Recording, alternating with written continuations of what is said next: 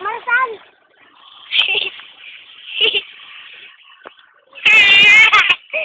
Ako sila si baby.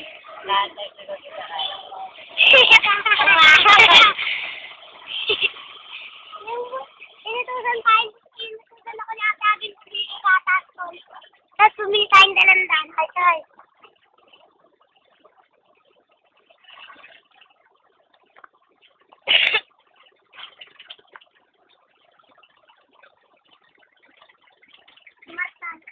Traveling.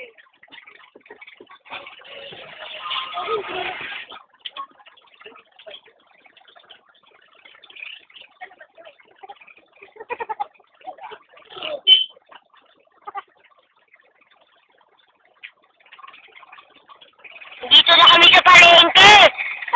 Maraming prutas. Pabili nga po. Gulay naman ngayon. Mangga. Balitang, nandito lang po kami ngayon.